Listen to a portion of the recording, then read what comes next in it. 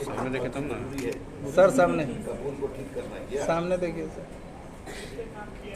बोलिए ना, बोलिए एक बार फिर से जोर से बोलिए तो नहीं ना बोल सकते हैं काफ़ी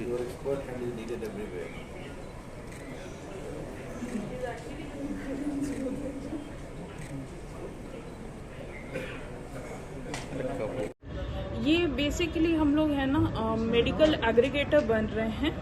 तो ये आईटी सॉफ्टवेयर है, वेब पोर्टल पे रहेगा। वेब सॉफ्टवेयर है, सास टेक्नोलॉजी जिसको हम लोग कहते हैं।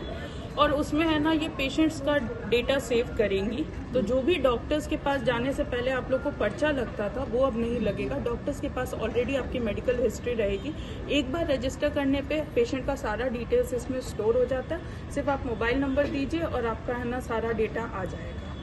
यानी ये जो क्लिनिक चलाते हैं उनके लिए फायदेमंद है? जी, ये सिर्फ प्राइवेट प्रैक्टिशनर्स के लिए है और हॉस्पिटल मैनेजमेंट सिस्टम अभी नहीं है।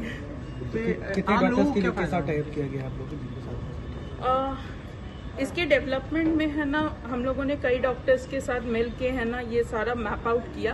बिहार के जितने डॉक्टर्स को हम लोग मैप कर सकते थे हमने वो किया। पटना की प्रायोरिटी रखी हमने क्योंकि हमारी पूरी टीम बिहार से है, इसीलिए हमने बिहार के डॉक्टर्स और बिहार के लोगों के कंसर्न्स को ध्यान में रख के इसको डेवलप किया। इसके बारे में कैसे सोचा, क्या परेशानी आई थी जिसकी वजह से अब ये डाटा स्टोर करने का बदला? देखिए, मेरे पर्सनल फ्रंट पे है ना मेरे फादर, ग्रैंडफादर और बाकी फैमिली मेम्बर्स है ना काफ़ी गंभीर बीमारियों से गुजरे हैं।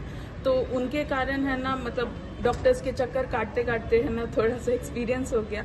उसके अलावा भी बहुत लोग मिले जिन्होंने बताया, जैसे हमारे यहाँ बाढ़ बहुत आती है कोसी बेल्ट में, तो बाढ़ के समय में कई लोगों के घर और ये सब डूब जाते हैं। उस समय अक्सर डॉक्टर्स के पर्चे गुम हो जाते हैं और बहुत लोगों की सीरियस कंडीशन में जब इलाज हो रहा होता है तो उनको प्रिस्क्रिप्शन ड्रग खरीदने में प्रॉब्लम होती है या डॉक्टर को दिखाने में आगे फॉलोअप्स लेने में प्रॉब्लम होती है। तो वो सबको ध्यान में रखते हुए हमने शुरुआत की थी। जब रिसर्च किया तो और भी कंसर्न सामने आए जिनको हमने टैकल करने की कोशिश की है।